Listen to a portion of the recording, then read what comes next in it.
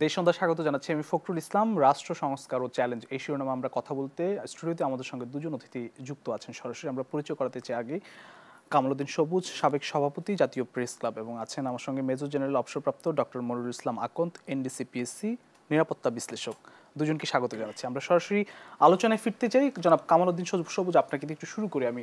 কোটা সংস্কার আন্দোলন থেকে অভ্যুত্থান, অন্তর্বর্তী সরকার, 1 মাস পার হয়েছে, অনেক কঠিন পথ। আসলে সংস্কারের পথে কতটুকু এগোতে পারলাম, চ্যালেঞ্জ কোথায়? ধন্যবাদ। আমরা গত 5ই আগস্ট থেকে আমরা 1 মাস অতিক্রান্ত হয়েছে, বাংলাদেশ নতুনভাবে স্বাধীন হয়েছে আমরা সবাই বলছি। এতে আমরা সবাই খুশি এবং এদেশের জনগণও খুশি। এবং গত 1 মাসে আমরা যদি দেখি বর্তমান অন্তর্বর্তীকালীন সরকার যে সংস্কারের কথা বলেছেন, সেটা আসলে আমার বিবেচনায় এই ধরনের একটি সরকার, এই ধরনের একটি গত 15 বছর 16 বছরের যেই ধরনের শাসন বাংলাদেশে মানুষের উপর চাপিয়ে দেওয়া হয়েছিল, এবং প্রত্যেকটি প্রতিষ্ঠানে বাংলাদেশের সেই সাংবিধানিক প্রতিষ্ঠান বলেন, গণতান্ত্রিক প্রতিষ্ঠান বলেন, হেন কোনো জায়গায় নেই যেখানে জঞ্জাল সৃষ্টি হয়নি, এবং প্রতিটি প্রতিষ্ঠানই মূল বেসিক্যালি ধ্বংস হয়ে গেছে। তো সেই ধরনের একটা অবস্থা থেকে দেশ যখন পরিত্রাণ পেল, তখন যেই স্পিডে যেভাবে কাজগুলি করার দরকার ছিল, আমার মনে হয় সেই পর্যায়ে সেভাবে আগাচ্ছে বলে আমার কাছে মনে হয় নাই। আমি এই জন্যই বলছি কথাটা, কারণ এই কাজগুলি এই সরকার যারা আছেন তারা কিন্তু অনেক দিন থাকবেন না, হয়তো আমরা জানি না কত অনেক দিন, কিন্তু বাট এই কতগুলি কাজ করে যেতেই হবে, না হলে পরবর্তী যে নির্বাচনের কথা বলা হচ্ছে সেই নির্বাচন করাও একটা দুরূহ ব্যাপার হয়ে যাবে। প্রথমত হচ্ছে, মনে করেন আজকে বিচার ব্যবস্থার কথা বলেন, আপনি আজকে প্রশাসনের কথা বলেন, মিডিয়ার কথা বলেন, আপনার এবং অন্যান্য সব প্রতিটি প্রতিষ্ঠান আজকে যেভাবে যেই ধরনের সমস্যার সৃষ্টি হয়ে আছে, সেগুলো এভাবে আমার মনে হয় না, এখন ওনারা যেভাবে আগাচ্ছেন আমার মনে হয় এই স্পিডে, এবং যেভাবে আমার মনে হয় এটা আমার কাঙ্ক্ষিত ফল দিতে পারবে কি না আমি সন্দেহ এই জন্যই পোষণ করছি। ওনারা করছেন, বাট আমি মনে করি এভাবে হচ্ছে না। আমার সময়টা কম, কারণ আমি মনে করি যে 1 মাসে অনেকগুলি কাজ করা হয়, এগুলো খুব স্পিডে কাজ করতে হবে, এবং অত্যন্ত দক্ষ, অত্যন্ত দেশপ্রেমিক লোকের দরকার। আমি বলবো না যে যারা এখানে অ্যাডভাইজারি কমিটিতে এসেছেন তারা সবাই, আমি তাদের কোনো সমালোচনা করছি না, আমরা চাইবো তাদের কাছে বাংলাদেশের মানুষের যে আশা আকাঙ্ক্ষা, ছাত্র জনতার যে আশা আকাঙ্ক্ষা তারা পূরণ করবেন, কিন্তু হচ্ছে না। এই কারণে বলছি, আজকে দেখেন এখন পর্যন্ত পুলিশ কিন্তু তাদের কাজে ফিরে আসে নাই। আরেকটা কথা বলি, যে এই পুলিশ গত 16 বছরে পুলিশের যে অবস্থা দাঁড়িয়েছে, এই পুলিশ দিয়ে ব্যাক করালেও আমার মনে হয় না এই সরকার এবং বাংলাদেশের মানুষ যেই পুলিশ চায় সেই পুলিশ আগের জায়গায় যেতে পারবে বলে আমার। তাহলে কি করা দরকার? তাহলে সেখানে যারা, আমার মানে একটা স্ক্রিনিংয়ের দরকার আছে। সেই স্ক্রিনিংটাও কিন্তু একটা জটিল কাজ। আপনাকে দেখে দেখে সেখান থেকে বেছে বেছে লোক বাইর করতে হবে, বা আপনাকে এখানে স্ক্রিনিং করে আলাদা করে ফেলতে হবে, এবং অনেককে বিদায় করে দিতে হবে। এটা আমি স্ট্রেটলি বলতেছি, বিদায় করে দিতে হবে, কারণ তারা অনেকেই কন্টামিনেটেড হয়ে গেছে, তারা অনেকেই এই পরিমাণ দুর্নীতিবাজ হয়েছে যে তাদের পক্ষে আবার পরিশুদ্ধ হয়ে সত্যিকারের জনগণের বন্ধু হওয়া একেবারেই সম্ভব না। কাজেই আপনি যারা, যেমন একটা কথা অনেকে বলে থাকেন, আমি ওইটার সঙ্গে কিছুটা একমত, তাহলে এটা কীভাবে সম্ভব? আপাতত মনে করেন এখন অনেকেই আমরা জানি যে অনেক সামরিক বাহিনীর এবং নৌবাহিনীর এবং বিমান বাহিনীর অনেকেই কর্মকর্তা, অনেক সাধারণ সৈনিকরা যারা কম বয়সে চাকরিচ্যুত হয়েছেন, চাকরি ছেড়ে চলে যেতে হয়েছেন, এদের অনেকেই আছে, তাদেরকে আপনারা আনতে পারেন, এই সরকার আনতে পারে দেখে দেখে, যাদের বয়স আছে, তাদের যোগ্যতা আছে, তাদেরকে এইসব জায়গায় রিপ্লেস করতে পারেন। তাছাড়া ছাত্রদের মধ্য থেকে বা নতুন করে রিক্রুট করতে হবে, এবং তাদেরকে স্বল্পতম প্রশিক্ষণের মাধ্যমে তাদেরকে যোগ্য করে, এরকম একটা অ্যাডমিকচার লাগবে। তেমনি দেখেন প্রশাসনে, জনপ্রশাসন, যেটা আমরা সচিবালয়ের কথা বলি, যেটা প্রাণকেন্দ্র বাংলাদেশ রাষ্ট্র পরিচালনার ক্ষেত্রে, সেখানে দেখেন আগের গত 16, 17 বছর, 18 বছরের যেই যারা ছিল, তারা বিভিন্নভাবে, আপনি জানেন যে তারাই এখন বিভিন্ন বড় বড় জায়গায় বসে আছে।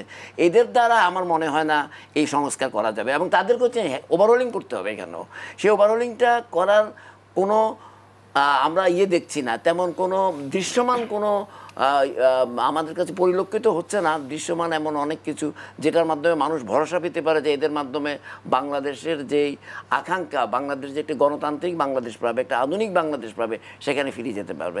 তেমনি বিচার ব্যবস্থাও কিছু হয়েছে।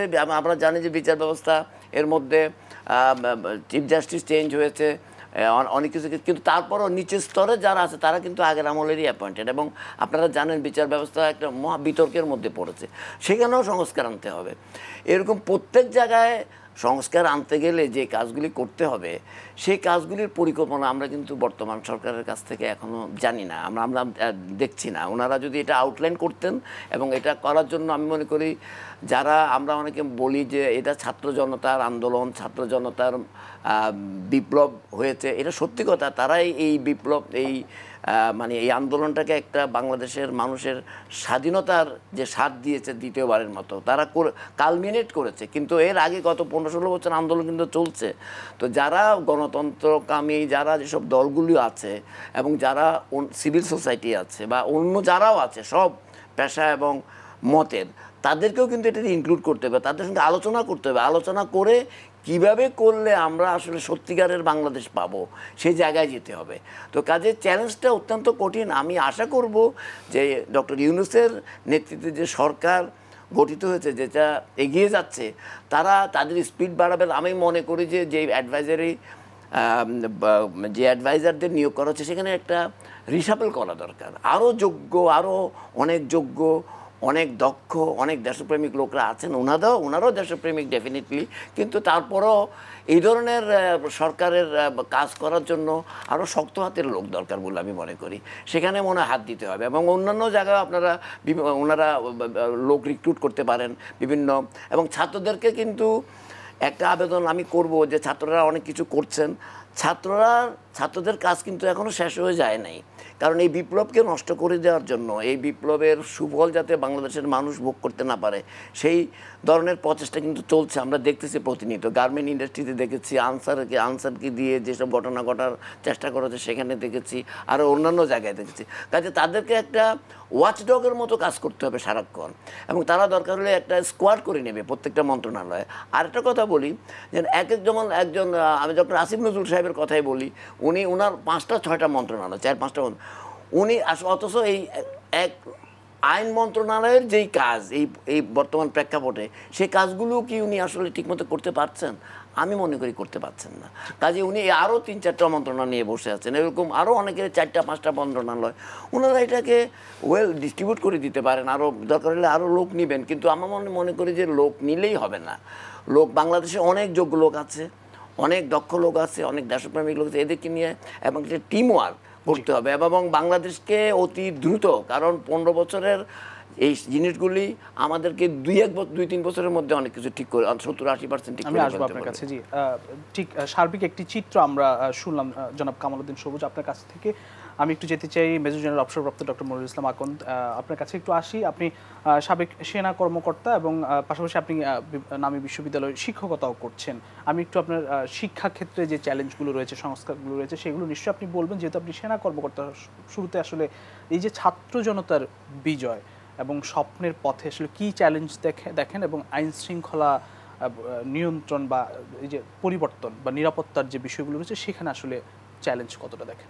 অনেক ধন্যবাদ দেশ টিভিকে আমাকে আমন্ত্রণ জানানোর জন্য। দেশবাসীকে সালাম। প্রথমে আমি এই বৈষম্য বিরোধী ছাত্র আন্দোলনে শহীদ বীরদের রুহের মাগফিরাত কামনা করছি। যারা আহত হয়েছে অসংখ্য, নাম্বার এখন আমরা জানি না সুষ্ঠুভাবে, তাদের দ্রুত রোগ মুক্তির জন্য দোয়া করছি। এবং যে বীর যোদ্ধারা সংগ্রাম করেছে, এখনও সংগ্রাম করে যাচ্ছে, তাদের প্রতি আমার সশস্ত্র সালাম। আমি সত্যিকার অর্থে অভিভূত এই জেনারেশন নিয়ে। আমি একজন পিতা হিসাবে আমাদের এই জেনারেশনের যে একটা ধারণা ছিল যে এই জেনারেশনটা একটা ইউজলেস জেনারেশন, তারা ডিভাইস নিয়ে ব্যস্ত থাকে, তারা আসলে এই জীবন যুদ্ধে টিকে থাকতে পারবে না, এবং দে হ্যাভ প্রুভেন আস রং। এটা একটা ওয়ান্ডারফুল একটা রেভলিউশন হয়েছে, এত বড় একটা রেভলিউশন হয়েছে। ওখানে কোনো সুনির্দিষ্ট নেতৃত্ব ছিল না, সমন্বয়করা সমন্বয় করেছে, তাদের যোগাযোগ ব্যবস্থা ছিল না।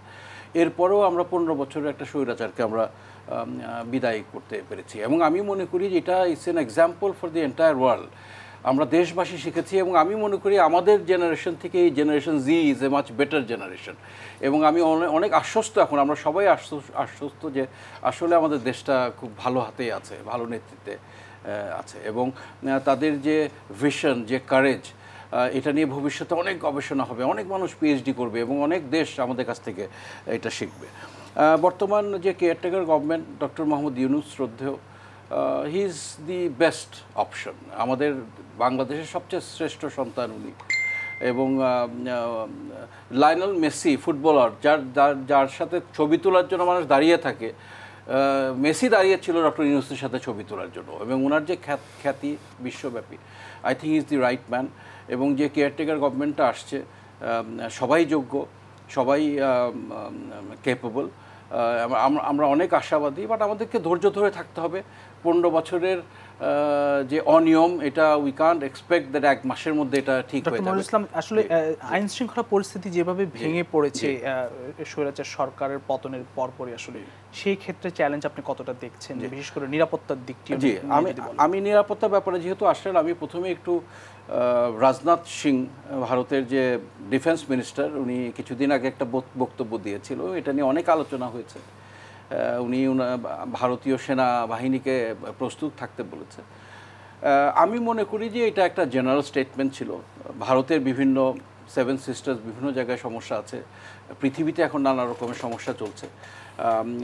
I don't think that he has indicated Bangladesh. এবং আমি মনে করি বাংলাদেশের এখন কোনো এক্সটার্নাল থ্রেট আপাতত নেই, একেবারেই জিরো। এবং এক্সটার্নাল থ্রেট এত সহজে হয় না। একটা দেশকে আক্রমণ, আমরা ডিফেন্স যেটা পড়েছি মিলিটারিতে, যে আক্রমণ করতে হলে আপনার ন্যূনতম 3 থেকে 4 গুণ বড় সেনাবাহিনী নিয়ে আপনাকে আক্রমণ করতে হবে। আমাদের বাংলাদেশ সেনাবাহিনীর 11, 12, 13টা ডিভিশন আছে, 2-2.5 লাখ সশস্ত্র সদস্য আছে। ভারতের 1.23 মিলিয়ন, হয়তো 4-5 গুণ বড়। বাট ভারতে তো অনেক সমস্যা। ভারতের বর্ডারে তাদেরকে সেনাবাহিনী ডিপ্লয় করতে হচ্ছে, চাইনিজ বর্ডারে করতে হচ্ছে, 7 সিস্টার্সে করতে হচ্ছে, বিভিন্ন জায়গায় করতে হচ্ছে। এবং একটা আক্রমণ হঠাৎ করে আজকে ভাবলাম কালকে করে ফেলতে পারবো না, একটা কনসেন্ট্রেশন, মোবিলাইজেশন করতে এটা মাসের একটা ব্যাপার। এবং ভারত কোনোভাবেই কোনো সিচুয়েশনে নাই যেখানে তারা এইসব নাজুক এলাকা থেকে সেনাবাহিনী তুলে এনে বাংলাদেশে আক্রমণ। সো আমাদের এখন থ্রেটটা হচ্ছে ইন্টারনাল। এখন পর্যন্ত 2000 অস্ত্র আমরা খবর জানি না। সেনাবাহিনী, সশস্ত্র বাহিনী অস্ত্র উদ্ধারে নেমেছে, ইনশাল্লাহ তারা অনেক অস্ত্র উদ্ধার করতে পারবে। পুলিশের কাছ থেকে লুট করা প্রায় 2000 অস্ত্র এখন আমরা পাইনি। ষড়যন্ত্রে সবাই মেতে আছে। এবং এই অস্ত্রগুলো কার কাছে আছে, কিভাবে, আমাদেরকে সতর্ক থাকতে হবে। এবং আমি মনে করি সেনাবাহিনীর জন্য, সশস্ত্র বাহিনীর জন্য, র্যাব, পুলিশ, বিজিবির জন্য দেশের ভিতরে আইন শৃঙ্খলা রক্ষা করা এবং এই কেয়ারটেকার গভর্নমেন্টকে সাপোর্ট করাই তাদের এখন প্রায়োরিটি। দুটি বাহিনী কিন্তু একেবারে নিষ্প্রভ হয়ে আছে। আপনার আনসারের কথা যদি বলি, পুলিশের কথা বলি, সেক্ষেত্রে এখনও কিন্তু সংস্কার, যেটি জনাব কামাল উদ্দিন সবুজ বলছেন, যে সেই রূপরেখাও কিন্তু এখন পর্যন্ত আমরা দেখিনি। জি, এটা একটা বিষয়। এখন গত 15 বছরে যেসব সদস্যরা রিক্রুট হয়েছে আনসার এবং পুলিশে, এবং এটা আমি ছোট্ট একটা এক্সাম্পল বলি, আমি রিক্রুটমেন্ট পরিস্থিতিটার ব্যাপারটা বলি। আমি একটা কলেজের, আমি সেনাবাহিনীতে ব্রিগেডিয়ার জেনারেল অবস্থায় আমাকে জেনারেল আজিজ একটা কলেজে প্রিন্সিপাল হিসেবে পাঠালো। এবং আমি হয়তো এই সরকারের আস্থাভাজন ছিলাম না, কী কারণে আমি জানি না, হয়তো আমি তাদেরকে আমার লয়্যালটি প্রমাণ করতে পারি, আমাকে ওখানে প্রিন্সিপাল হিসেবে পাঠানো হলো। আমি যাওয়ার পরেই মেয়র সাহেব আমাকে কিছু অন্যায় আবদার করলেন। আমাদের অ্যাকাউন্টটা ওনার ব্যাংকে শিফট করার জন্য একজন টিচারকে বহিষ্কার করা হয়েছিল দুর্নীতির কারণে। কোন মেয়রের কথা বলছেন? ফজলে নূর তাপস। প্রথমে সাইদ খোকন ছিলেন, উনি নিয়ে গেছিলেন ওনার বাবার কলেজ তো, এবং একটা টিচার সে নানা দুর্নীতির কারণে তাকে বহিষ্কার করা হয়েছে, তাকে ফেরত আনতে হবে। এবং একজন টিচার, এটা মেয়েদের কলেজ ছিল, তাদের মেয়েদের মলেস্ট করার কারণে সেই কলেজের অ্যাকাউন্ট নিতে চাইছে। এটা সোনালী ব্যাংক থেকে মধুমতি ব্যাংকে, এটা বোধহয় ওনার কিছু একটা আছে এটা। তো আমি এটা অস্বীকার করি, আমি বলি যে স্যার এটা আমি করতে পারবো না, আপনার প্রয়োজন হলে আমি সেনাবাহিনীতে ব্যাক করি। Then I went back to the army.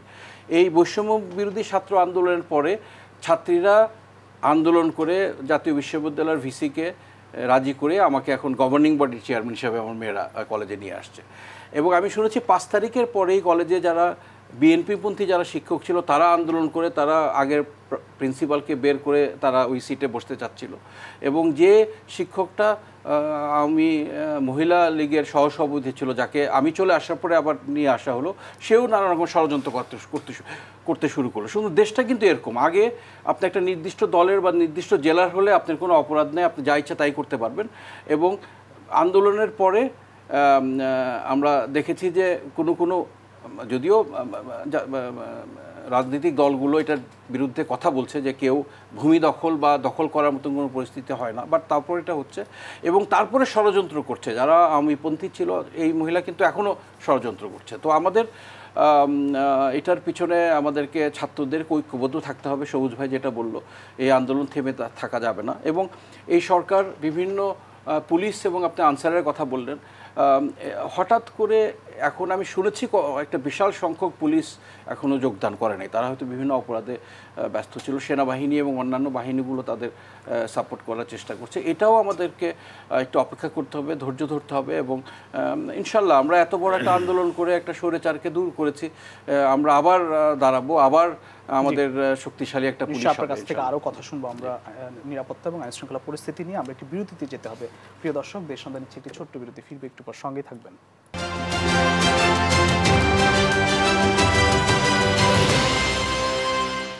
দেশ সন্ধ্যা আবারও স্বাগত জানাচ্ছি। আমরা সরাসরি আলোচনায় ফিরতে চাই। কামাল উদ্দিন সবুজ, সাবেক সভাপতি, জাতীয় প্রেস ক্লাব, আপনার কাছে আসি।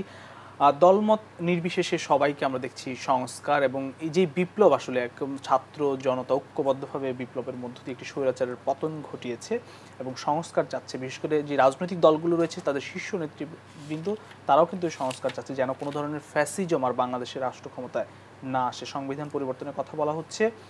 সব কিছু মিলে আসলে মানে রাজনীতিকটা দেশ চালান, রাজনীতি তো আমূল একটি পরিবর্তন দরকার। সেই পরিবর্তনের পথে কতটাই উঠছেন? এটার কথাটা তো অত্যন্ত সুন্দর কথা, এবং আসলে বাংলাদেশের মানুষ তাই চায়।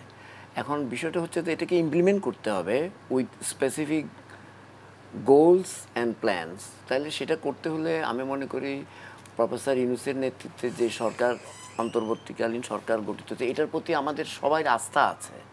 আমরা যেটা বলতে চাই যে এই বাংলাদেশের মানুষের এখন সবারই কথা হচ্ছে যে এই সরকার একটা সফল হোক, তাদের সফলতার মধ্য দিয়ে যাতে বাংলাদেশ সামনে এগিয়ে যেতে পারে।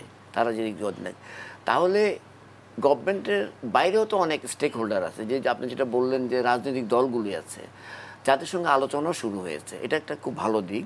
আমি মনে করি এই যে আলোচনার মধ্যে দিয়ে তাদের সাজেশনগুলিও শোনা উচিত।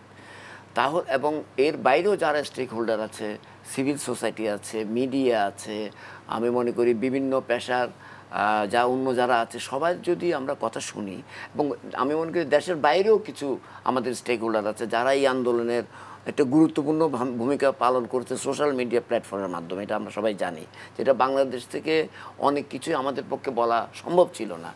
তাদেরকেও দরকার হলে কনসাল্ট করা উচিত। আমি কথাটা এই কারণেই বলছি। এবং যেসব বহু বাংলাদেশি বিদেশে অবস্থান করেন, যারা অত্যন্ত জ্ঞানী এবং অত্যন্ত বিজ্ঞ এবং অত্যন্ত অভিজ্ঞতা সম্পন্ন, তাদের এক্সপার্টিসটা আমরা বিভিন্ন মার্কিন যুক্তরাষ্ট্র থেকে শুরু করে, কানাডা থেকে শুরু করে, যুক্তরাজ্য অনেক ইউনিভার্সিটিতে নাম করা প্রফেসররা আছেন, অর্থনীতিবিদরা আছেন, এবং অন্যান্য মানে ডিপ্লোমেসির উপরে যারা অনেক জ্ঞান রাখেন, এদেরকেও আমার মনে করি তাদেরও মতামত নেওয়া উচিত। আমি কথাটা এই কারণে বলছি, সবার সঙ্গে কথা বলে যদি দ্রুততম সময়ের মধ্যে এই কাজগুলি করা যায়, তাহলে সংস্কারের যে জায়গাটা যেটা বলছেন সেটা অনেক পারফেক্ট হবে, যেটা বাংলাদেশের সবার জন্য ভালো হবে।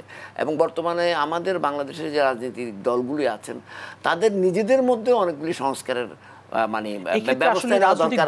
আমি বলি একটু একটা পয়েন্ট শেষ করি, সেটা হচ্ছে যে এখন যে রাজনৈতিক দলগুলি আছে, এখন 2024, এই 2024-এ কিন্তু অনেক কিছু চেঞ্জ হয়ে গেছে। যিনি এই ভাই বললেন যে একটা নতুন জেনারেশন, এই নতুন জেনারেশনের নেতৃত্বে কিন্তু আমরা দেশ স্বাধীন করলাম।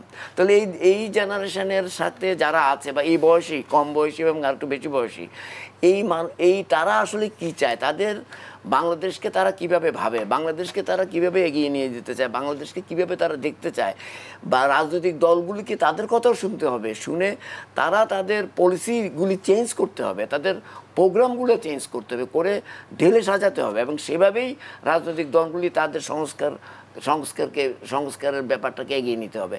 তারা যদি এখন থেকে 30 বছর আগে বা 20 বছর আগে জিনিসটা যদি করে থাকে তাহলে কিন্তু সফল হবে না।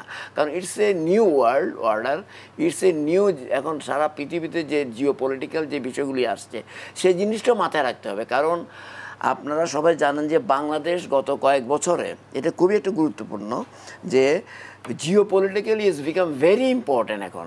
কাজে জিওপলিটিক্সও মাথা রাখতে হবে। এবং এই আমাদের আমি যে সম্পর্ক প্রশ্ন করছিলাম যে আসলে এই যে সংস্কার বা আমরা যে বিপ্লবের পরে যে সংস্কারের কথা বলছি, সেক্ষেত্রে যে রাজনৈতিক দলগুলো সংস্কার চাচ্ছে মনস্তাত্ত্বিকভাবে তারা আসলে কতটা ঐক্যবদ্ধ এই প্রশ্নে? মনস্তাত্ত্বিক প্রশ্নে আসলে এটা তাদের বিষয়টা তারাই তৈরি হচ্ছে, তারা হ্যাঁ কোনো বিভেদ দেখছেন কি না? কিছু তো দেখা যাচ্ছে। আমি ওটাতে আমি পরে আসছি। আমি যেটা বলছি যে তাদের মনস্তত্ত্ব কী আছে আমি তত ডিটেলস জানি না এই মুহূর্তে, এটা তারাই ভালো বলতে পারবে। আমি যেটা বলছি যে এটা তো আপনি গোপন রাখার কোনো বিষয় নয়, আপনাকে মানুষের কাছে আউটলাইন করতে হবে যে আপনি এটা চান, এভাবে করতে চান, আপনার ভবিষ্যতে ক্ষমতায় আসলে আপনি এটা এভাবে করবেন। সেই জিনিসগুলি মানুষের কাছে গ্রহণযোগ্য হচ্ছে কিনা সেই ফিডব্যাকটাকেও নিতে হবে আপনাকে। আরেকটা কথা হচ্ছে যে আপনি যে কথা বললেন যে তাদের মধ্যে কোনো দ্বন্দ্বের সৃষ্টি, আপাত দৃষ্টিতে কিছু দ্বন্দ্ব দেখা যাচ্ছে, কিন্তু সেটা আমি মনে করি বাংলাদেশে এই যে বিশেষ করে আপনি হয়তো জানি না আপনি এটা মিন করেছেন কিনা, বিএনপি, জামাত সহ বিভিন্ন আরও কিছু দলের মধ্যে কথার মধ্যে দিয়ে কিছুটা মনে হচ্ছে যেন কিছু ডিফারেন্স তৈরি হচ্ছে। এটা একটা গণতান্ত্রিক ইয়ের মধ্যে হতে পারে। এটা আমি মনে করি যে তারা দেশের স্বার্থে সংস্কারের ক্ষেত্রে ঐক্যটা আমি যেটা বলছি যে তারা সবাই কিন্তু স্টেক হোল্ডার, তারা সবাই কিন্তু আন্দোলন করেছে। তো কাজে তারা তাদের সবারই উচিত হবে এই গভর্নমেন্টকে সহযোগিতা করা, নানাভাবে সহযোগিতা করা, মানে এই বিপ্লবের ফল যাতে নষ্ট না হয় সেভাবে গার্ড দেওয়া একটা। সেকেন্ডলি হচ্ছে যে এই সরকার যে কাজগুলি করছেন সরকারেরও উচিত হবে তাদের সঙ্গে বিভিন্ন পর্যায়ে কথা বলে, অন্যান্য স্টেক হোল্ডারদের সঙ্গে কথা বলে একটা পূর্ণাঙ্গ এবং একটা কম্প্রিহেন্সিভ প্ল্যান তৈরি করা, যাতে আমরা একটা সত্যিকার অর্থে ভালো গণতন্ত্র পাই, ভালো অর্থনীতি পাই, ভালো বাংলাদেশের ইন্টারেস্ট রক্ষা হয়, ভালো বাংলাদেশের ন্যাশনাল সিকিউরিটি থেকে শুরু করে বাংলাদেশের ইন্টারেস্টটা আমরা প্রটেক্ট করতে পারি। আপনার কাছে আমি আসবো আবারও। মেজর জেনারেল অবসরপ্রাপ্ত ডক্টর মনিরুল ইসলাম আহমদ, আপনার কাছে একটু আসতে চাই। আপনি একজন শিক্ষকও বটে, সেনা কর্মকর্তার পাশাপাশি শিক্ষা ক্ষেত্রে আসলে চ্যালেঞ্জগুলো কি দেখেন এবং কতটা আমরা দিকে এগোচ্ছি? আচ্ছা, এই প্রশ্নটা জবাব দেওয়ার আগে আমি ছোট্ট একটা গল্প বলি। একবার দুইটা কোম্পানির চিফ এক্সিকিউটিভ অফিসার সুন্দরবনে বেড়াতে গেল। ওখানে গিয়ে হঠাৎ তারা একটা বাঘ দেখলো। বাঘ দেখার পরে একজন এক্সিকিউটিভ উনি জুতার ফিতা বাঁধা শুরু করলো এবং আরেকজন তাকে হাসতে হাসতে জিজ্ঞেস করলো যে আপনি কি মনে করেন আপনি বাঘের থেকে বেশি জোরে দৌড়াতে পারবেন? তখন সে উপরে তাকিয়ে বললো যে আমাকে তো বাঘের থেকে বেশি জোরে দৌড়ানোর প্রয়োজন নাই, আমি আপনার থেকে বেশি জোরে দৌড়াতে পারলেই তো আমি বেঁচে গেলাম। So this is a very competitive world এবং আমাদের এই বাচ্চাদের এই ইন্টারন্যাশনাল এনভায়রনমেন্টে সারভাইভ করতে হলে আমাদেরকে ওই ক্যাপাবিলিটি অর্জন করতে হবে। এবং আমি মনে করি বিগত সরকার যত ক্ষতি করেছে কিনা একটা বড় জায়গা হচ্ছে আমাদের এডুকেশনটাকে তারা ধ্বংস করেছে। প্রথমত হচ্ছে আমাদের 3 ডিস্টিংক্ট লাইনস অফ এডুকেশন। একটা হচ্ছে আমাদের বাংলা মিডিয়াম, একটা হচ্ছে English medium O level, A level, একটা হচ্ছে মাদ্রাসা লাইন। সবাই আমরা বাংলাদেশি, সবাই আমাদের সন্তান। এবং আপনি খুব কম দেখবেন যারা private O level, A level করে তারা বিদেশে যাওয়ার চেষ্টা করে। যারা পাবলিক ইউনিভার্সিটিতে পড়ে, বাংলা মিডিয়ামে পড়ে, তারা বিভিন্ন সরকারি চাকরিতে হয়তো জয়েন করে। মাদ্রাসা লাইনে যারা পড়ে তারা আমি জানি না তাদের কি পার্সেন্টেজ গভর্নমেন্ট জবে বা অন্যান্য বাহিনীতে আছে। তো আমি মনে করি প্রথমত আমাদেরকে we have to create a platform যেখানে যত লাইনই হোক না কেন এভরিবডি গেটস ইকুয়াল অপরচুনিটি। তাদের এডুকেশনের মানটা এমনভাবে নির্ধারিত হতে হবে যাতে একজন আরেকজনের সাথে কম্পিট করতে পারে। এখানে একটা বিশাল বৈষম্য আছে বলে আমি মনে করি। বর্তমান সরকার বিভিন্ন পদে যে পদায়ন করছে, বিভিন্ন মানুষকে এমপ্লয় করছে বিভিন্ন প্রতিষ্ঠানে, আমি মনে করি যে এটার ব্যাপারে we have to be very careful. আমরা এখানে কোনো বিতর্কিত ব্যক্তি দেখতে চাই না এবং 5-6টা quality I think is very important শিক্ষাক্ষেত্রে। জি জি জি এবং এই মানে আমাদের বাচ্চারা শিক্ষিত হয়ে তো আমাদের দেশ চালাবে, তারাই তো ভবিষ্যৎ নেতৃত্ব। এবং আমি মনে করি যে একটা লেভেল প্লেয়িং ফিল্ড দরকার। এই 3 লাইন অফ এডুকেশনের মধ্যে একটা সমন্বয় দরকার। নতুন করে সিলেবাসটা গড়ে তুলতে হবে। এবং আমি যখন কলেজের প্রিন্সিপাল ছিলাম, আমি লেখাপড়ার পাশাপাশি একটা দেশপ্রেমিক ভালো মানুষ, নাগরিক হিসেবে গড়ে তোলার জন্য আমি বিভিন্ন উদ্যোগ নিয়েছিলাম। দেশব্যাপী এই উদ্যোগটা নিতে হবে। আমার ছেলে যখন বিদেশে বিভিন্ন ইউনিভার্সিটিতে অ্যাপ্লাই করলো, তারা রেজাল্টের স্ক্রিপ্টের পাশাপাশি সমাজের জন্য, দেশের জন্য, মানুষের জন্য তুমি কি করেছো এইটা তাকে প্রমাণ করতে হয়েছে। এবং সিলেকশনের আমি মনে করি যে তাদের এইটা একটা বড় অংশ ছিল যে আসলে মানুষ হিসাবে আমি কতটুকু ভালো, কতটুকু দেশপ্রেমিক, মানুষের জন্য কতটুকু অনুভূতি। তো আমাদের ওভারঅল এডুকেশন সিস্টেমে শুধু পুঁথিগত লেখাপড়া করলেই হবে না, পাশাপাশি আমাদেরকে একটা ভালো মানুষ গড়ে তোলার জন্য যা যা করা প্রয়োজন, চারিত্রিক বৈশিষ্ট্য শক্তিশালী গঠন করার জন্য আমাদের যেসব উদ্যোগ নেওয়া দরকার আমাদের সিলেবাসের মধ্যে এটা আসতে হবে। আমি যে পয়েন্টটা বলছিলাম যে 5-6টা কোয়ালিটি আমি মনে করি যে কোনো নিয়োগের ক্ষেত্রে আমাদের ছাত্রছাত্রীদের গড়ে তোলার ক্ষেত্রে আমাদেরকে খেয়াল রাখতে হবে। অনেস্টি, এটা কম্প্রোমাইজ করার মতো। অনেস্টি 50%, 10% হয় না, 100% অর 0। দেশপ্রেমিক হতে হবে এবং এই 6টা গুণ 100% এই বৈষম্যবিরোধী ছাত্র আন্দোলন আমি ছাত্রছাত্রীদের মধ্যে দেখেছি। তাদের মধ্যে অনেস্টি দেখেছি, তাদের মধ্যে দেশপ্রেম দেখেছি এবং দে আর ক্যাপেবল। যাকে নিয়োগ করা হবে they have to be competent, they have to be capable এবং সেলফলেস হতে হবে। এই বাচ্চারা কিন্তু বলে নাই আমাকে চাকরি দিতে হবে, তারা বলেছে কোটা পদ্ধতি সরিয়ে ফেলতে হবে এবং মেধার ভিত্তিতে যে যোগ্য তাকেই নির্বাচন করতে হবে, তাকেই সিলেক্ট করতে হবে। So they are very selfless এবং সমাজের প্রতি দায়বদ্ধতা থাকতে হবে। এই গুণগুলো যাদের থাকবে কেবলমাত্র তাদেরকে আমরা মূল্যায়ন করব, তাদেরকে আমরা পুরস্কৃত করব। আমি ছোট্ট একটা রিপোর্ট সেদিন দেখলাম, আমাদের সরকার, আমাদের all the systems are inefficient, it's very head heavy. সরকারের এডিশনাল সেক্রেটারি 142টা অনুমোদিত পদের মধ্যে এখন 424 জন এখন স্থিত আছে, 103 গুণ বেশি। জয়েন্ট সেক্রেটারি 332 জনের মধ্যে অনুমোদিত পদের মধ্যে 886 জন এখন জয়েন্ট সেক্রেটারি বসা আছে। অথচ যারা কাজ করে সিনিয়র সহকারী সচিব 3000 থাকার কথা আছে 2000, সহকারী সচিব 1000-1500 থাকার কথা আছে মাত্র 1200। So it is a very head heavy organisation. আমরা এত কেন সিনিয়র পদে আমাদেরকে প্রমোশন দিতে হবে, তাদের বেতন বেশি, সুবিধা বেশি? এই অর্থটা আমাদেরকে মোর এফিশিয়েন্ট হতে হবে, এই অর্থটা আমাদের দেশের কাজে আমরা লাগাবো। ছোট্ট একটা গল্প দিয়ে শেষ করি। একবার একটা নৌকা বাইচ কম্পিটিশন হচ্ছিল বিদেশে, বাংলাদেশ গেল 50 জন, গিয়ে লাস্ট হয়ে আসলো। ইনকোয়ারি করে দেখা গেল যে ওই টিমে গেছে ক্রীড়ামন্ত্রী, প্রতিমন্ত্রী, উপমন্ত্রী, 5 জন কোচ, 5 জন ফিজিওথেরাপিস্ট করে গেছে মাত্র 1 জন রোয়ার। 50 জন টিমের মধ্যে মাত্র 1 জন রোয়ার, এবং এই জন্য বাংলাদেশ লাস্ট হয়েছে এবং ওই তদন্তের রিপোর্টের কারণে ওই দ্যাট রোয়ার has lost his job. So এইভাবেই কিন্তু দেশটা চলছে, আমরা উই আর নট এফিশিয়েন্ট। আমরা সংস্কার এবং চ্যালেঞ্জ নিয়ে আরও নিশ্চয় আরও কথা শুনবো, একটি বিরতিতে যেতে হবে। প্রিয় দর্শক, দেশ সন্ধ্যা নিচ্ছে আরও একটি বিরতি, ফিরবে একটু পর, সঙ্গেই থাকবেন।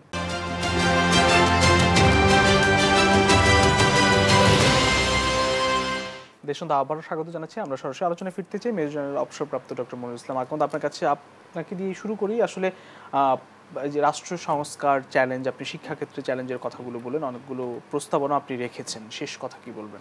শেষ কথা হচ্ছে, আমি মনে করি বর্তমান সরকারের জন্য প্রধান চ্যালেঞ্জ হচ্ছে ইন্টারনাল সিকিউরিটি। আমার মনে হয় প্রধান উপদেষ্টা এটা 2-1 দিন আগেই বলেছেন আমাদের, কারণ এখনও যারা দেশটাকে ভালোবাসে না তারা ষড়যন্ত্র করার জন্য উদ্গ্রীব, আমরা দেখেছি ফেজে ফেজে হচ্ছে। তো we have to be very careful. Internal security first challenge. Transparency একটা বড় চ্যালেঞ্জ এই সরকারের জন্য। আমি গত 5 বছর বাংলাদেশে কোনো টেলিভিশন দেখতাম না, বিকজ বিগত সরকার এবং প্রধানমন্ত্রী ওনাদেরকে দেখে আমার ভালো লাগতো না টিভিতে। আমি BBC, CNN চলতাম। এখন সুযোগ পেলে আমি টিভি ছাড়ি দেখার জন্য কে গ্রেফতার হলো, কাকে ধরা হলো। সো আমি মনে করি জনগণ, দেশবাসী জানতে চায় the government should be transparent. কারা তাদের হেফাজতে আছে, কেন যারা পালিয়ে গেলো, কিভাবে পালিয়ে গেলো, কারা তাদেরকে সাহায্য করছে পালাতে, কেন আমরা তাদের আইনের আওতায় আনতে পারি না, এটা দেশবাসী জানতে চাই, আমিও ব্যক্তিগতভাবে জানতে চাই। থার্ড হচ্ছে রুল অফ দি ল। আমি যখন লেফটেন্যান্ট কর্নেল ছিলাম, আমি হবিগঞ্জ জেলার দায়িত্বে ছিলাম, আমি প্রায়ই জেলখানায় যেতাম। আমি জেলখানায় গিয়ে আমার যেটা মনে হয়েছে যে বাংলাদেশে আইন শুধু হতদরিদ্রের জন্য। জেলখানায় আমি কোনো মধ্যবিত্ত শ্রেণী আমি কাউকে দেখি নাই, একেবারে নিঃস্ব হতদরিদ্র ছাড়া কেউ বাংলাদেশের জেলে থাকে না। এবং এমন একটা দেশ ছিল, আপনার প্রভাব থাকলে, অর্থ থাকলে আপনি আইনের ঊর্ধ্বে। এই জিনিসটা আমাদেরকে তুলে নিতে হবে। এভরিবডি ইজ আন্ডার দি ল। পাশ্চাত্য দেশে প্রেসিডেন্টও যদি কোনো অন্যায় করে, স্পিড ব্রেক করে, তার সাজা হয়। এই রুল অফ দি ল আমাদেরকে ফিরিয়ে আনতে হবে। আমি শুধু একটা কথাই বলি, আমি শেষ করব। আমার খুব প্রিয় একজন নেতা মার্টিন লুথার কিং, উনি তার আই হ্যাভ এ ড্রিম বক্তব্যে সে বলেছিলেন যে I have a dream that one day my children will not be judged by the color of their skin but by the strength of their character. আমরা এমন একটা দেশ গড়তে চাই যেখানে বর্ণ, গোত্র, ধর্ম নির্বিশেষে শুধু মেধার যোগ্যতার ভিত্তিতে আমরা মানুষকে আমরা জাজ করব। যারা মেধাবী তাদেরকে আমরা নিয়োগ করব এবং মেধাবী ব্যক্তিদের দিয়ে আমরা দেশটাকে পরিচালনা করব। এখানে কোনো রাজনীতি থাকবে না, কোনো পছন্দের মানুষ থাকবে না, নিরপেক্ষভাবে একমাত্র যোগ্য ব্যক্তিদের দিয়ে আমরা দেশটাকে চালাবো। আমাদের অনেক উজ্জ্বল ভবিষ্যৎ। I am very hopeful. বাইরে গিয়ে নিঃশ্বাস নিতে আমার মনে হয় যে একটা স্বাধীন দেশের, আমি ৭১-এর আনন্দ আমি পাইনি, I was too small, but আমি এই আনন্দটা পেয়েছি, দ্বিতীয় স্বাধীনতার আনন্দটা পেয়েছি। এটাকে বিফলে যেতে দেওয়া যাবে না। আমরা সবাই একত্রিতভাবে দল, ধর্ম, গোত্র নির্বিশেষে আমরা একসাথে হাতে হাত মিলিয়ে কাজ করব। ইনশাল্লাহ একটা অত্যন্ত সুন্দর একটা বাংলাদেশ গড়ে তুলব অদূর ভবিষ্যতে। অসংখ্য ধন্যবাদ। খুবই চমৎকার কথা বলেছেন কামালউদ্দিন সবুজ। আপনাকে যদি শেষ করতে চাই, আসলে রাষ্ট্র সংস্কার একটি চিন্তা রয়েছে অন্তর্বর্তীকালীন সরকারের, সেক্ষেত্রে রাজনীতি এবং রাজনীতিকদের যদি সংস্কার না হয় সেক্ষেত্রে আসলে কতটা এই যে স্বপ্ন দেখছে সেই স্বপ্নের পথে এগিয়ে যাবে? শেষ কথা। হ্যাঁ, এই প্রশ্নের উত্তরের আগে আমি এই কথাটা বলতে চাই যে আমরা যে 15 বছর যে ফেসিজম দেখেছি এবং যে ফেসিজমের কারণে সব কিছু নষ্ট হয়ে গেছে, প্রথমেই কাজ হবে, আমি মনে করি যে এই সরকার অন্তর্বর্তীকালীন সরকার এটা করছেন এবং করবেন, যে যারা এই জন্য দায়ী, যারা বিদেশে চলে গেছেন এবং যারা দেশে আছেন তাদেরকে অবশ্যই বিচার করতে হবে, অবশ্যই বিচার করতে হবে। যদি বিচার না করেন তাহলে আবার তাহলে যারা ফেসিজম আবার নতুন করে কায়েম করতে চান, যদি মনের মধ্যে এরকম বাসনা থাকে, তাহলে তারা উৎসাহিত হবেন যে এটা করে পার পাওয়া যায়। কাজেই বিচার করাটা খুবই গুরুত্বপূর্ণ ব্যাপার এবং টপ টু বটম সবাইকে বিচার করতে হবে। যারা বাংলাদেশের লক্ষ কোটি টাকা বিদেশে পাচার করছে তাদের বিচার করতে হবে, তাদের মাস্টার মাইন্ডকে, যারা গুম, খুন, হত্যা, এক্সট্রা জুডিশিয়াল করেছে তাদের বিচার করতে হবে, যারা এই দেশের প্রতিষ্ঠানকে যারা ইন্টারনাল সিকিউরিটি নষ্ট করেছে, যারা বাংলাদেশের স্বাধীনতাকে বিকিয়ে দিয়েছে তাদের বিচারও করতে হবে। আজকে দেখেন বর্ডার কিলিংয়ের কথা দেখেন, গত 15 বছর মানে একটা হিসেবে দেখা যায় 2009 থেকে 2022 সাল পর্যন্ত 526 জন বাংলাদেশিকে হত্যা করা হয়েছে। এখনও গত কয়েকদিনের মধ্যে আমরা আরও 2টি মৃত্যু দেখলাম।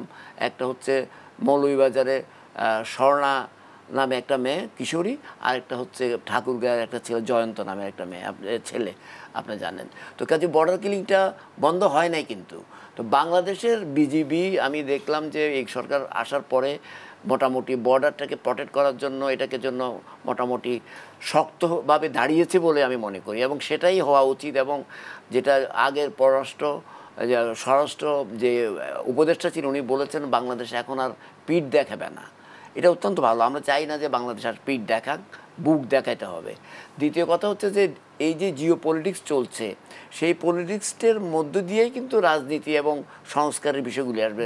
যেমন শেষ করছি বলে যে রোহিঙ্গাদের যে বিষয়টা, অলরেডি 10-15 হাজার রোহিঙ্গা মধ্যে গত কয়েকদিনে ঢুকে গেছে এবং এগুলো আমার মনে হয় ইন্টারন্যাশনাল অনেক পলিটিক্সের সঙ্গে জড়িত। কাজে এই জিনিসগুলিকে অত্যন্ত শক্ত হাতে হ্যান্ডেল করতে হবে এবং হ্যান্ডেল করে এই সবগুলি ইস্যু ন্যাশনাল, ইন্টারন্যাশনাল এবং যে জিও পলিটিক্যাল, এগুলো সব কিছু কিন্তু রাজনৈতিক দলগুলির সঙ্গে আলাপ করতে হবে এবং রাজনৈতিক দলগুলোও তাদের নিজেদের সংস্কার করবে, এগুলোর আলোকেই করতে হবে। অসংখ্য ধন্যবাদ জনাব কামালউদ্দিন সবুজ, মেজর জেনারেল অবসরপ্রাপ্ত ডক্টর মনিরুল ইসলাম আকন্দ। আপনাদের দুজনকে আবারও ধন্যবাদ জানাচ্ছি। প্রিয় দর্শক, দেশ সন্ধ্যা আজ এখানে শেষ করতে হবে। আবার দেখা হবে আগামীকাল একই সময় অন্য কোনো অতিথিদের নিয়ে। সে পর্যন্ত সবাই ভালো থাকবেন, সুস্থ থাকবেন। শুভ সন্ধ্যা।